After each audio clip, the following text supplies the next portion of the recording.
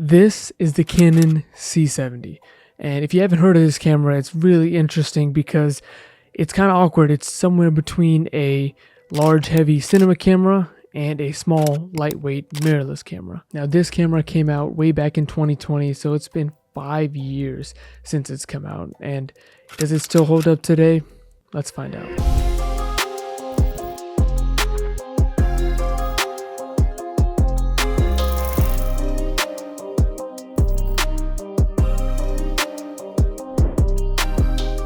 Now there's a lot of videos out there reviewing this camera, and over the past 5 years, a lot of new cinema cameras have also come out to compete with this. Because recently there's been a huge price drop on this camera ever since the newer C80 came out. So this camera being dirt cheap, even though it's 5 years old, is it still worth it today?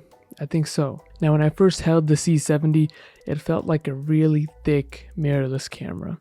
I've used cinema cameras in the past, but this is the first time I'm actually owning one. And although it's a lot thicker and heavier than your traditional mirrorless camera, it's a lot smaller and more compact than a traditional cinema camera. If you've ever worked with the C300s, C400s, some of those bigger cinema cameras that Canon has to offer, you'll see that these are significantly smaller. These are small enough to put on a gimbal, or if you want to fully build it out into a rig, you can do that as well. Whenever you add a cage, battery, extra grips, a monitor, and even a mic to this camera, you can really custom build it to anything you'd like. Whenever I build my camera all the way out, I have it really well balanced with a V-mount battery on the back. This makes it really versatile if I want to use it as a handheld rig, or if I want to strip it down and put it on a gimbal. Now, when it comes to the specific specs of this camera, let's start off with the sensor. This is really important to know because it is a Super 35 sensor. This is smaller than a full frame camera, but it's actually the same exact sensor that Canon used in the C300 Mark III. And what does that mean? Well, it's listed as having around 16 stops of dynamic range. Now, I haven't tested exactly how many stops I can reach with this camera, especially coming from a mirrorless camera. The highlights and the shadows are extremely clean, even in really harsh environments. When it comes to using mirrorless cameras in harsh lighting, I was always used to the highlights being blown out or the shadows being crushed.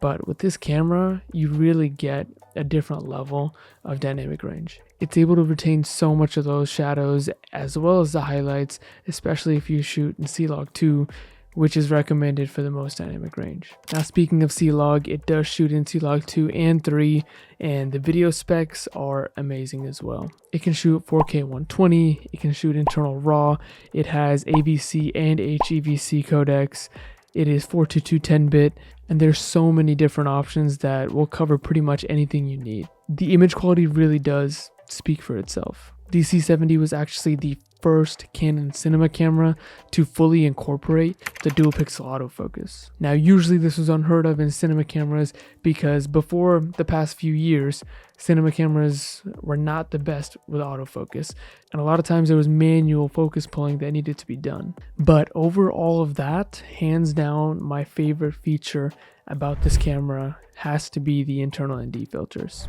You will never need to buy another ND filter or step-up rings to fit your different lenses ever again. These built-in ND filters save you so much time, and it's another thing that you do not have to worry about, especially when you're working on a bigger project or something where you need a run and gun. And speaking of, there are a lot of other professional grade cinema options for this camera, like having 2 mini XLRs, time code, a tally light, as well as having built-in zebras, waveforms, and even LUTs included in the camera. Now, if you're coming from a mirrorless camera, this will be a complete night and day difference, and it'll be really perfect for if you want to step up your game from mirrorless to a more cinema setup with audio in mind, with ND filters, with higher dynamic range.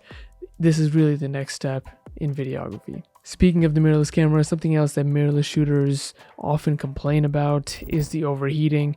This is something that is never a problem in the cinema lineup, including this camera. And it even has an active cooling fan, which is built into the camera. So this lets you shoot for however long in whatever video format, and you don't have to worry about any slowdowns or performance drops or shutdowns. Now the fan does have a slight hum if it is on and cooling the system, but honestly I forget it's even there. That's how quiet it is. What's great is that even though it's 5 years old, the C70 does have an RF mount. Now you can use any RF glass on it, and they even make a converter where you can convert EF glass to it. Now this does come with a pretty big downside, and that is the Super 35 sensor that we mentioned before. If you are shooting with RF glass, then it means that you will have a crop on all of your RF lenses. For some people this is a deal breaker, but you could also invest in wider lenses like the RF 15 to 35 for example.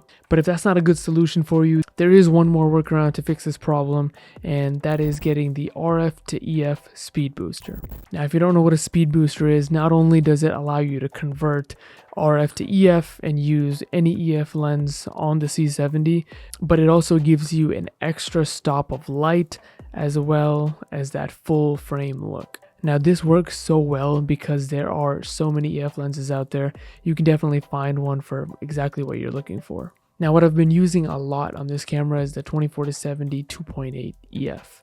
And when putting that on the RF to EF speed booster, it gives me full frame on the C70, and it also turns that 2.8 aperture into 2.0, giving me an extra stop of light just in case I need it. So even though having a Super 35 sensor is a bit of a drawback, there are a lot of ways around this. Now another drawback for some people is that there's no built-in in-body stabilization.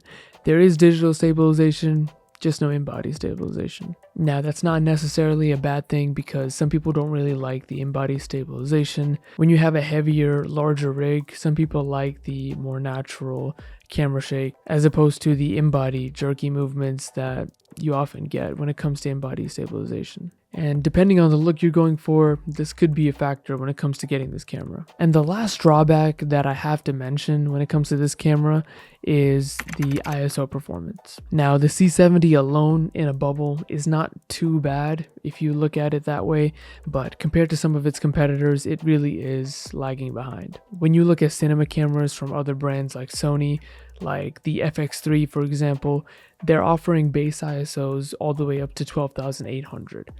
This is definitely something that the C70 could have used. I would say for this C70, anywhere from 0 to 3200 is usable and even really good. If you're shooting past 6400 ISO with this camera, I would say that's when the noise becomes really bad to the point where it just becomes a headache afterwards in post. So who exactly is this for? Well, if you are a videographer now that shoots majority with mirrorless cameras and you're really ready to step up your game, this might be the camera for you. It is cheap, especially on the used market, and it gives you access to things like built-in ND filters, mini XLR audio jacks, time code, a tally light, extended battery life, no overheating. It has everything you need in a more professional workflow if you want to get into that world. The dynamic range that it offers with the 422 10-bit, it opens up a whole new world of color grading that you can learn, and this is a great camera if you really want to start learning more about videography, cinematography, and really step up your game. Now it's not perfect, but I have found a new enjoyment and excitement when shooting with this. It just opens so many doors to new techniques that you can use while shooting. And if you're still caught up on some of the drawbacks of this camera,